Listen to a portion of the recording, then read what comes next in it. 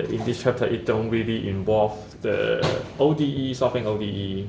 It's just to let you get familiar with the KCL, KVL, loop analysis like that. Or yeah, I'm not sure whether I will talk about loop analysis at this moment, but yeah. Actually, we will be familiar with the KCL and KVL. So yeah. So here first is the single loop circuit. So to produce steady flow of charge, you need a charge pump, a device that by doing work on the charge carrier. So it is just like a battery or a what they call it is the EMF device. So so it can provide some energy so that the electron will move in a certain direction, or in the other way around, we will have the current going in another direction. So here we have a battery and also a resistor. So in that case, they're in series, and then so we will have the current going from this positive sign to the negative sign. And of course, there are voltage difference or the potential difference between this point and this point, which is denoted as E. And in that case, the current of this resistor can be determined by the Ohm's law. So yeah, so it is nothing but E equals IR. So this is the easiest circuit, the easiest resistive circuit. So you just series the battery with a resistor.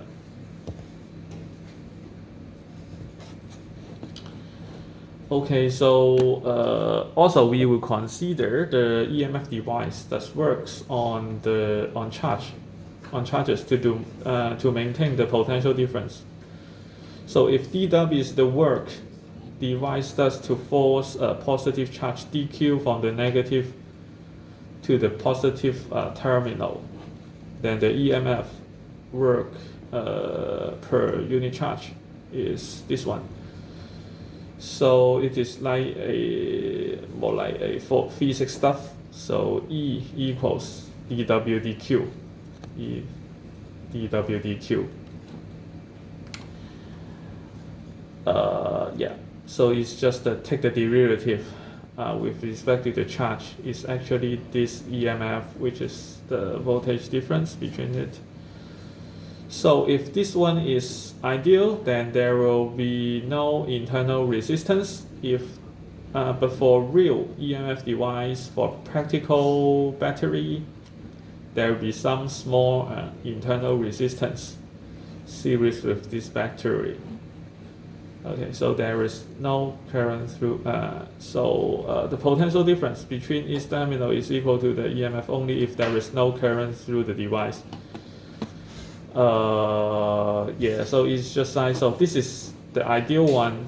If it is a real one, it is like if we have a battery, it is series with a small R. So you can imagine this is a battery. If it don't really connect to something else, then you try to use a multimeter to measure the potential difference between this one and that one. As long as there is no current, then there will be no voltage drop for this small R. So this is the real EMF. So there will be no voltage drop for this internal resistance. So in this case, what we can measure here is we have E for this voltmeter. And however, as long as the battery, you really need to connect to something else. So in this case, we will have I, we have E, and actually here we will have E equals I E equals I times R plus small r. Or equivalently, we can have our I equals E over R plus small r. So in this case, if we still have a voltage meter to measure the voltage difference between this one and this one, it will be smaller than E. It will be smaller than E because there will be some voltage drop there. So for this voltmeter, the V will be nothing but E times R over R plus small r.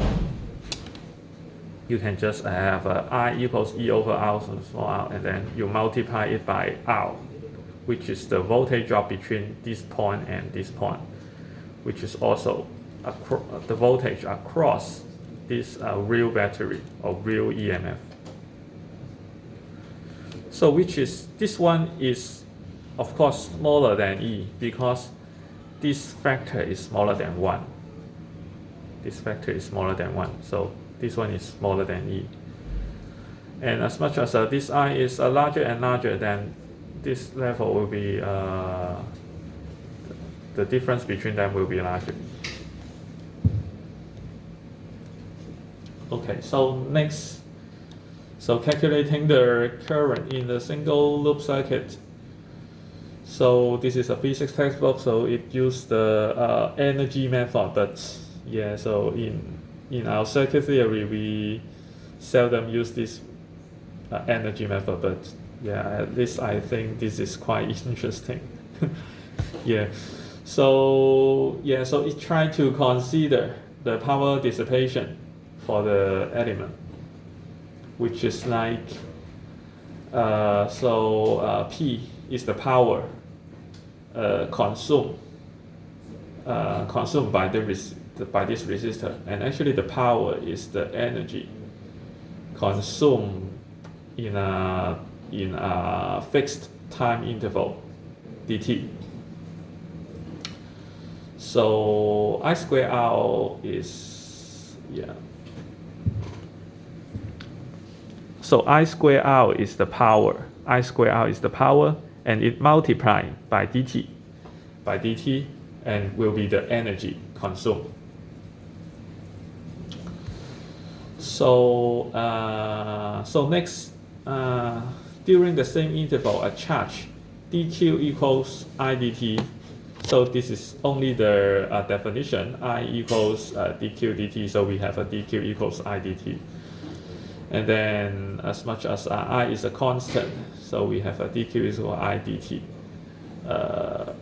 So going back to the original definition, dW is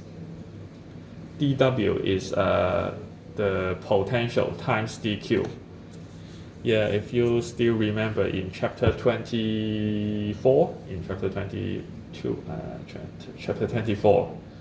So this is the electric energy, which is the V. If I write it as a V dq, is dW, then yeah, maybe you will be you will have some idea. Yeah, so at that time we have the energy, or du. At that time we use the notation of U. Du will be V times dq. Yeah, or directly U equals V times Q, something like that. Yeah, if you still remember. In chapter 24, we have this equation. So in that case, we have a dW equals E dq. E is actually a kind of V. So V dq, and then we just plug in E.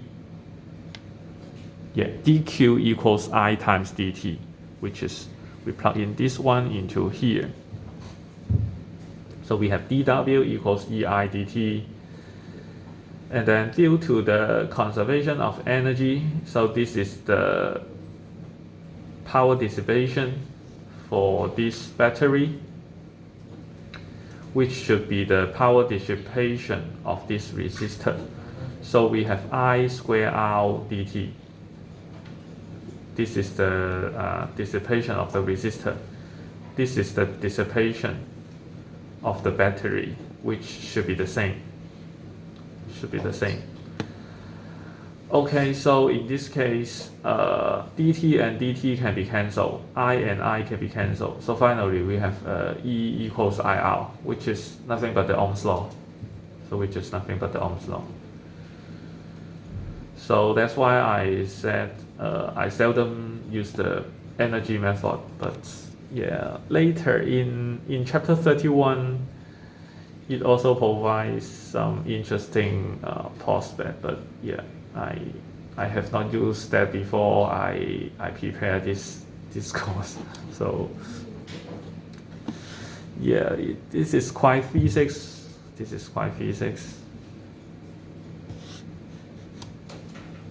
So actually the final conclusion is nothing but E equals IR. Actually, I will just directly write it out without this kind of derivation.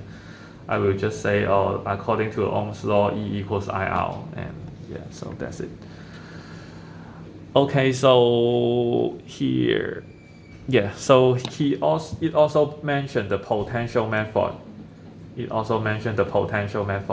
Which is I usually call it KVL, the Kirchhoff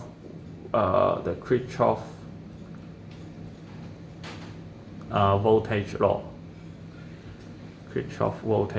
We will usually call it Kirchhoff voltage law, and another one Kirchhoff current law. I usually call it KCL. So we have a KCL and KVL. So C is current, V is voltage. And in this case, we can use KVL because we only have a single loop.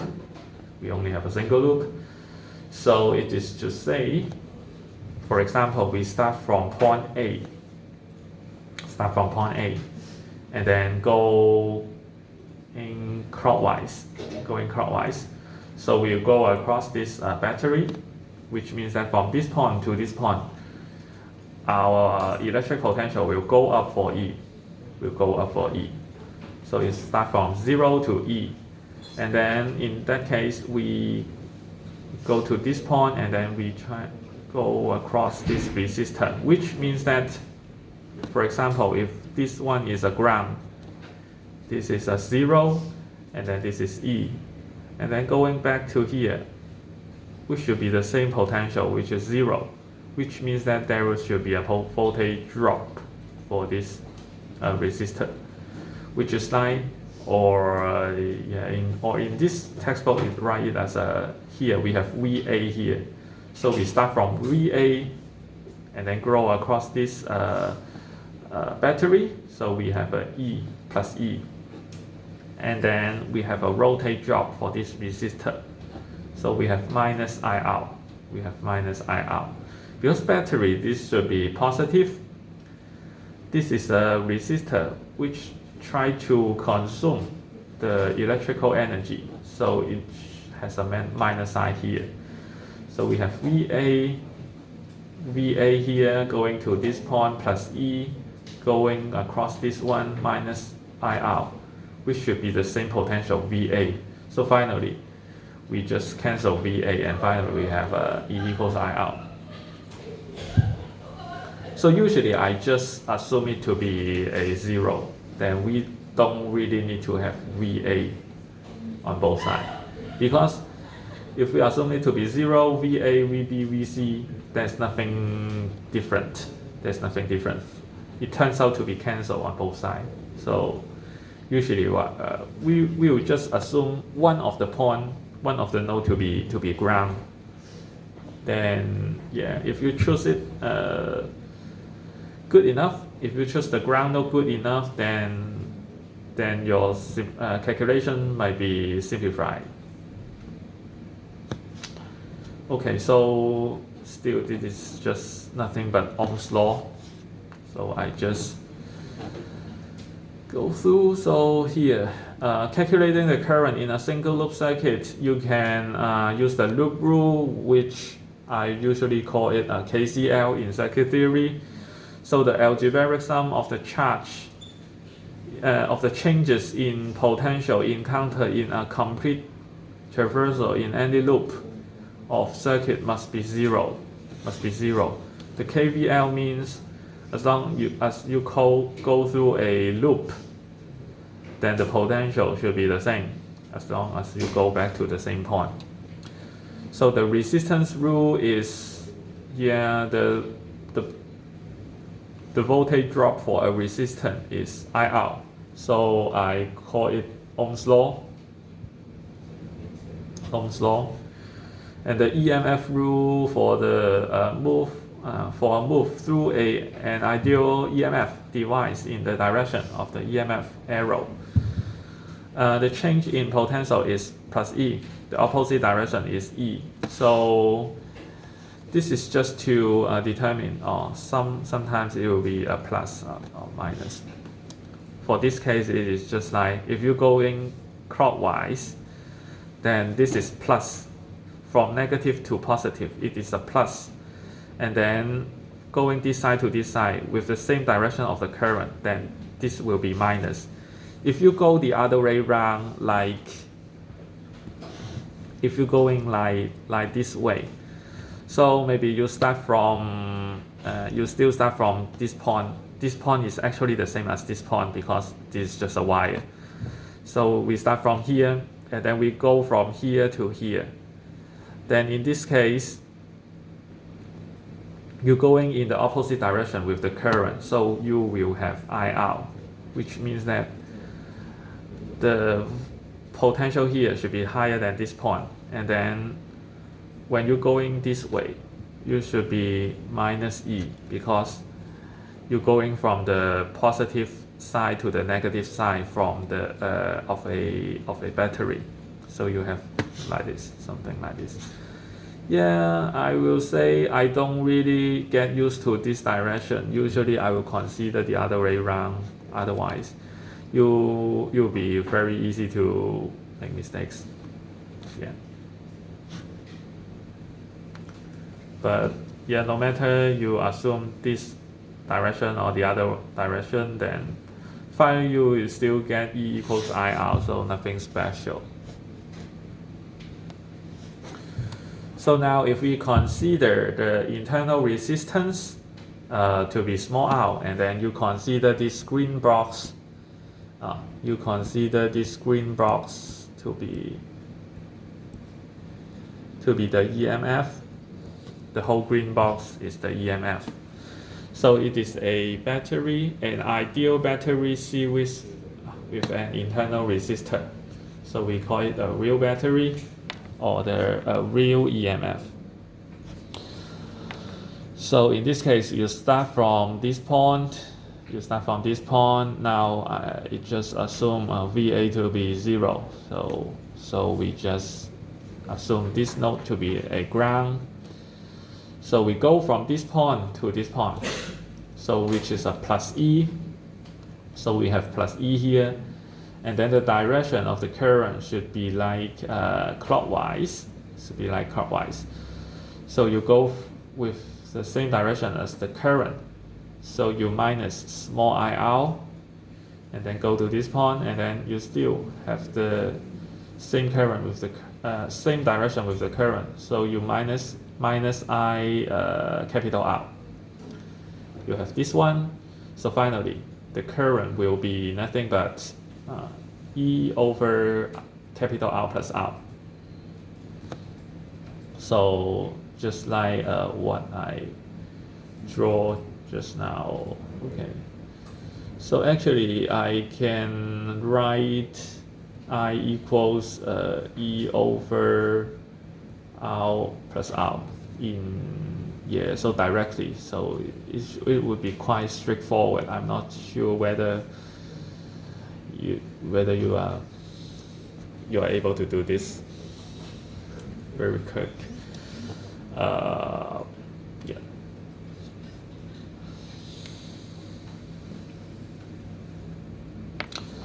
So for this figure, it is like we assume the potential at this point is VA maybe a 0, and then yeah, so you go across this battery, then you go up by E. So it's just like you try to cut this loop, and then you try to expand it. So you have point A to be here, and then the battery to be here, and then this small out to be here, and then this out to be here. So it tries to cut it and then try to expand it to be a straight line. Of course, you still need to connect the point A.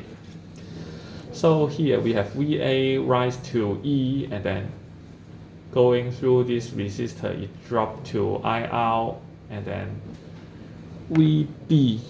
B is this point. B is this point. B is this point. So you have another I out drop for this resistor, and it should go back to the original potential level. So this is I capital R, this is I small r, and this one plus this one should be nothing but E. Should be E. Otherwise, this VA will not be the same as this VA, and then it will not be correct. So it should satisfy this equation, and finally we get I equals E over capital R plus R.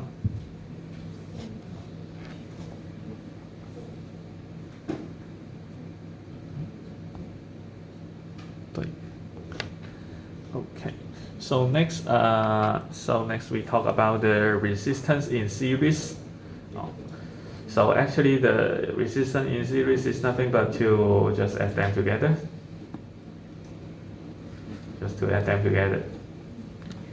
Okay, so so when we try to write the KVL, it is nothing but E minus IR1 minus IR2 minus IR3 equals 0. So finally you get this one.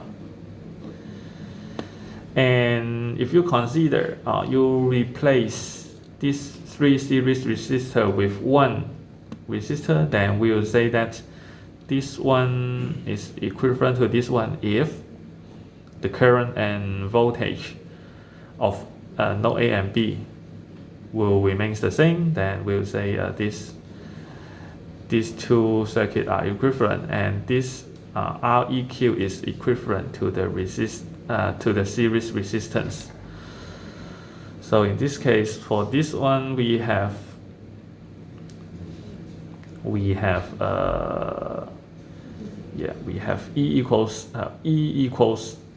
I Req, which is this one, and of course, if these two i's should be the same, then this term should be the same as this one. So finally we can find that series resistance will be nothing but adding them together. So when potential difference 3 apply across resistance connect in series, the resistance have an identical current I. So the sum of the potential difference across the resistance is equal to the applied potential difference. So okay. So if you consider the voltage drop across, so this is V1, this is V2, this is V3. So we can write it as V1 to be E times R1 over R1 plus R2 plus R3. And if you write V2 equals E times R2 over R1 plus R2 plus R3. Likewise, we can also write V3 to be E times R3 over Req. So I will, in circuit theory, we will generally call it the voltage divider. voltage divider, V voltage divider.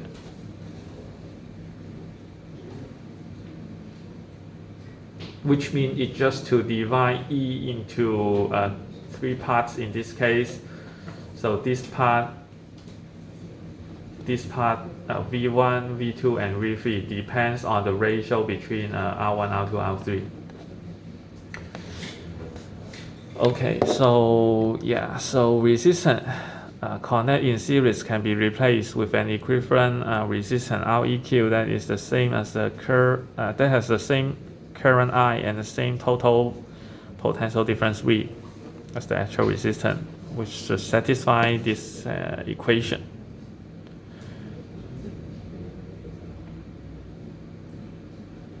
Yeah. So the next is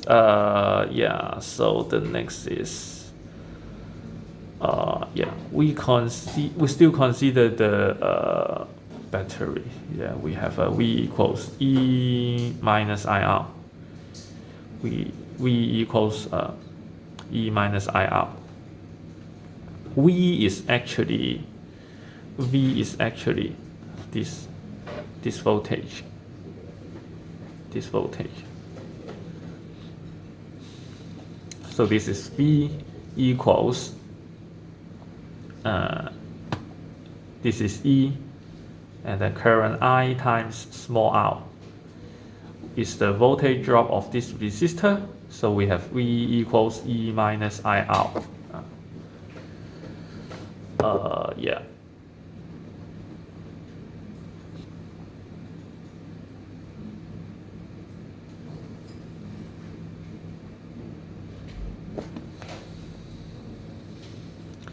Okay, so it just talk about the potential difference. For example, here it talks about VB minus VH, which means that the potential at this point minus the potential at this point is the potential difference between this point and this point. Okay, so it is nothing but this one. And grounding a circuit is a way to simplify the equation, simplify the calculation. So grounding a circuit usually means connecting one point. Yeah, only one point can be connected to the ground. And if you choose it in a good way, then your calculation will be simplified. And then the power of the EMF device is nothing but the I times E, which is like P equals IV. P equals IV, if you still remember that one.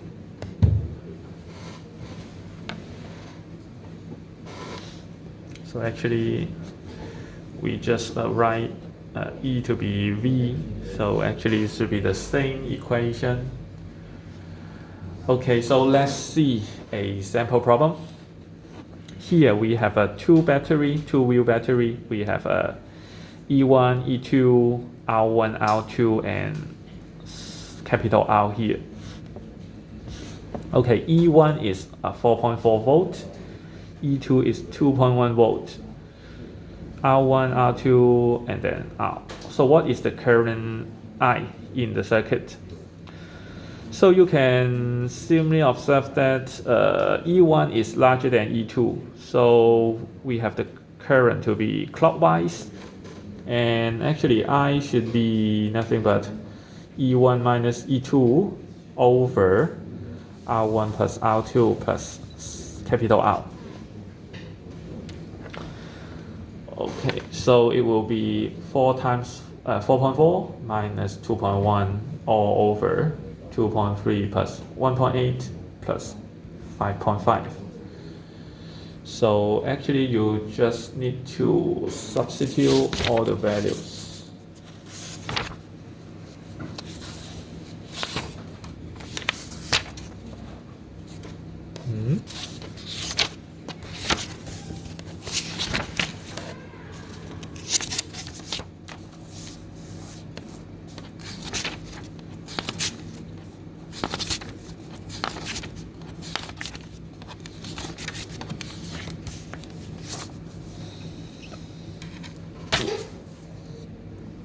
Okay, so yeah, it should be 0.248. Yeah.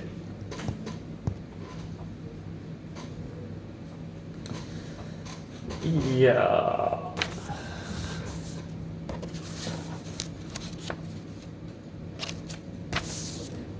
Yeah, actually, if you feel that I write this too quick, you can consider like, suppose you start from this point. You start from point B, maybe. And then you go across this one, you have a IR1 minus IR1 because you have the same direction with the current. And then you have plus E1 and then go across this one, you have the opposite direction with this one, so you have minus E2 and then you go here, you have minus IR2 and then from this point to this point you have minus I capital R equals 0 because you go back to the original point. So if you just move E1 and E2 to the right side,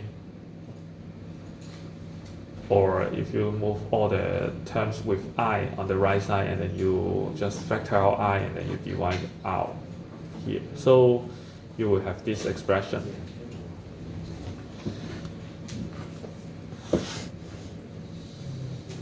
So this is the current for this circuit. And then for part B, what is the potential difference between the terminal of battery 1, which means that this point and this point, VAB. So VAB is nothing but E1 minus I times R1. So it is 4.4 times minus I is 0.240 times R1 is 2.3, which is 3.8 volt. 3.8 volt.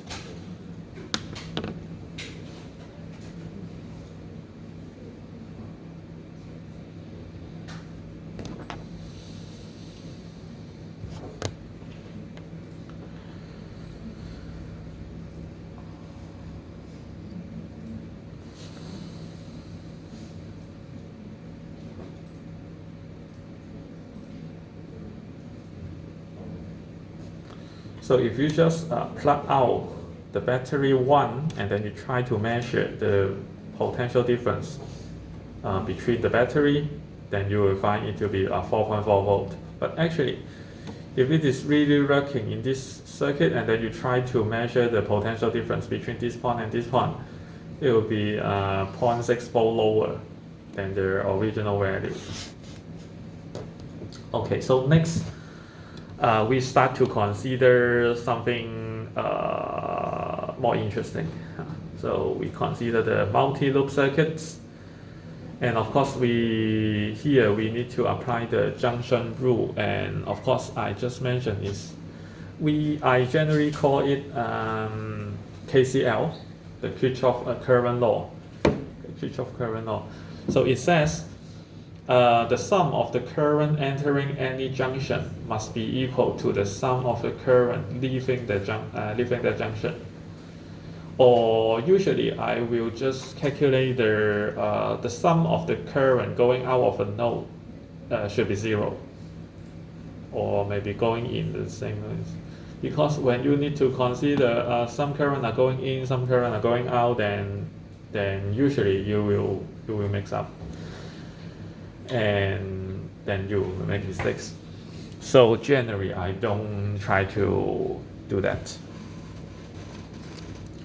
So for this case, we have a circuit like this. We have E1, E2, and then R1, R2, R3, like this. Of course, we can quickly assume that this is the ground. This is the ground node. And yeah, so actually I just need to assume the potential at this point is VB, then we are good to go. So actually we only need to consider the current going in this direction, in this direction, and in this direction. And all these three currents sum up to be 0, and this is all good. Okay, so I just discard these three. So I will say I1, I2, I3 like this. So in this case, I have I1 plus I2 plus I3 equals 0. But generally, I will not write it, because if I really need to do this myself, I will just write I1 will be like VB, VB minus, VB plus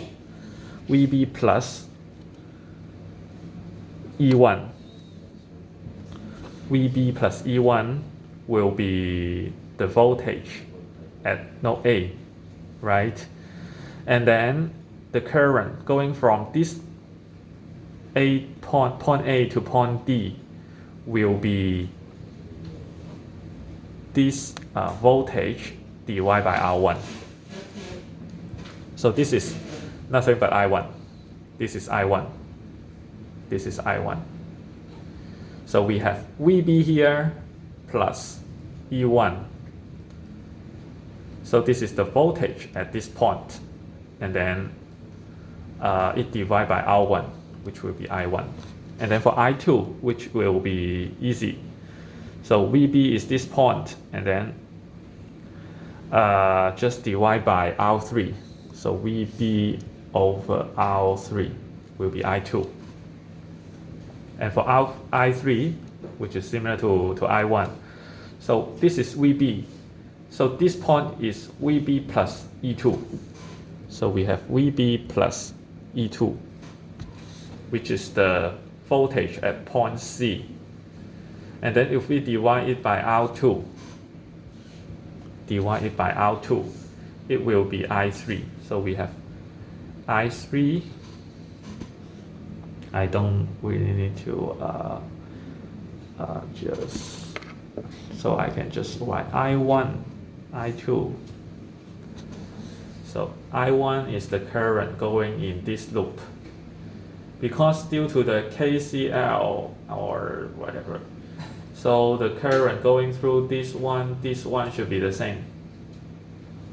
Actually, we cannot, it is not easy to directly calculate the current going through the battery, because in circuit theory we will say the battery has a very low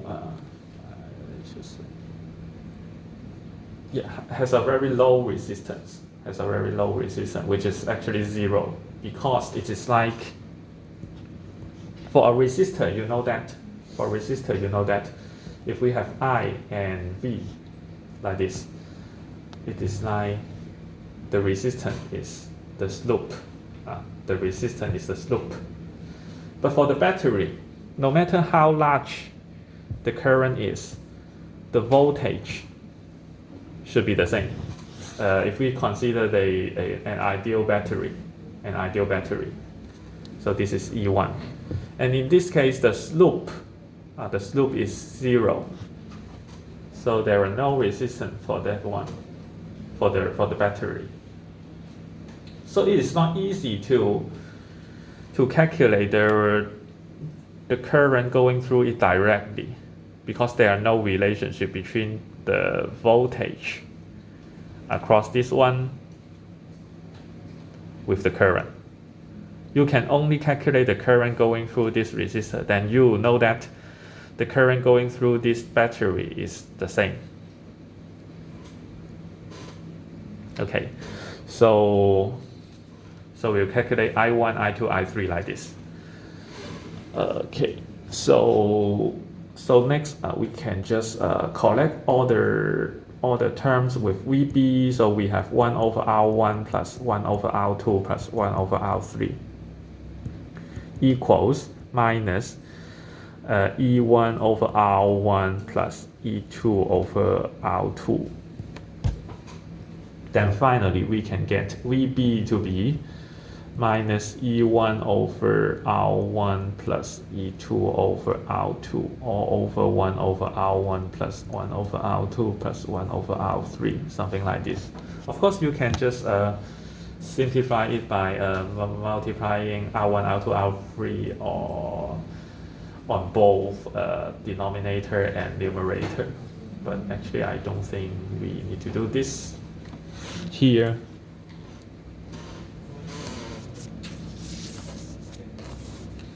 Okay, any question for this sample problem?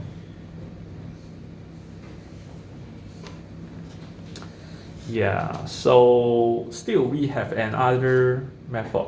So just now, this one is an example for the node analysis. The node analysis. So in circuit theory, yeah, there are two systematic ways to solve the circuit. One is the node analysis, which mainly makes use of the KCL, and the other one is called the mesh analysis. Which makes use of KVL mainly. Yeah, so for most of the problem, it doesn't really matter whether you choose KCL and KVL. It will be as much as complicated. But for some of the problem, if you use the correct, so-called correct, but you can choose either one, then you find that one may be easier to calculate. And in this one, you may consider that we have, actually if you try to calculate the number of nodes here, we can see A, B, C, and D, totally 4 nodes.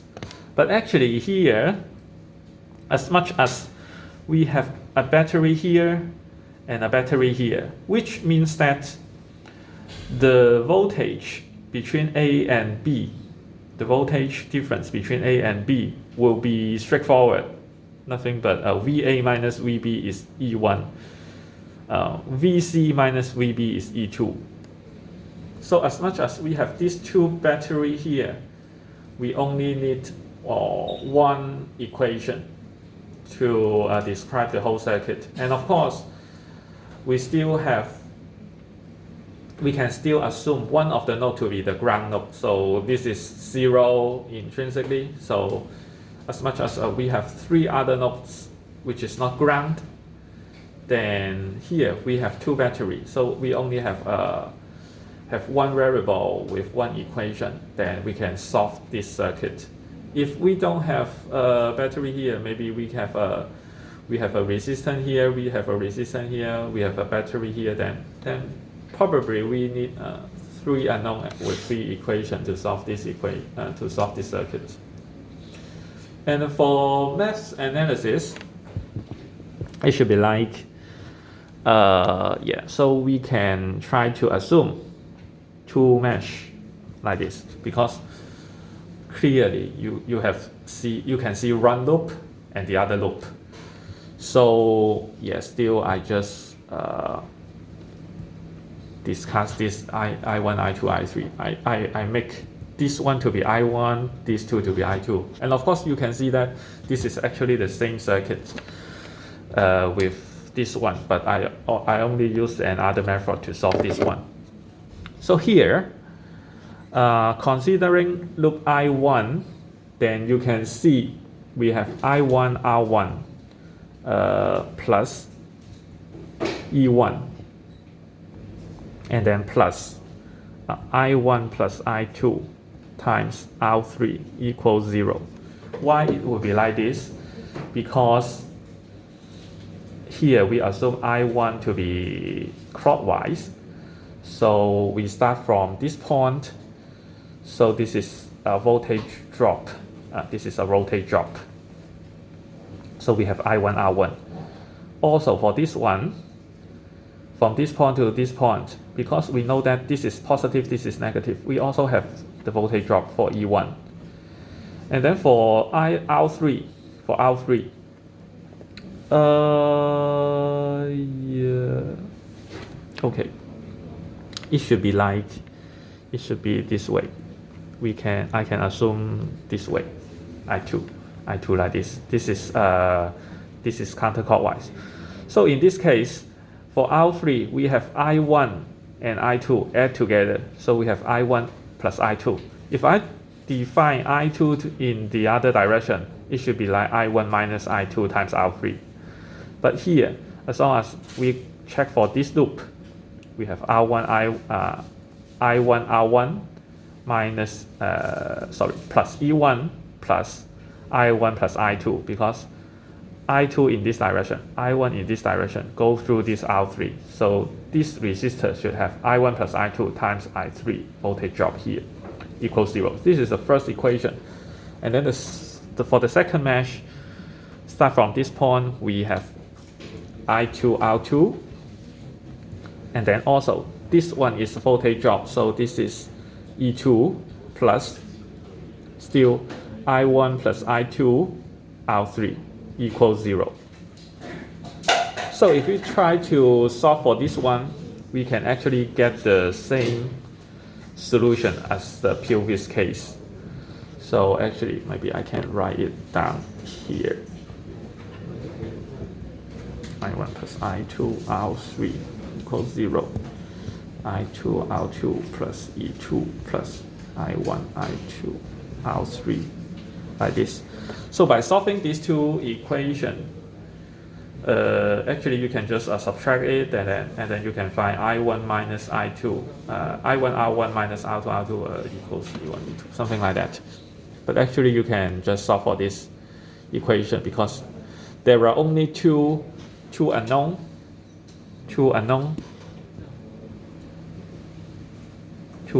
with two formula, two equations with two unknowns. So you can actually solve for I1 and I2, and then you can find that VB is actually the same as this one. Okay, so let's stop here today.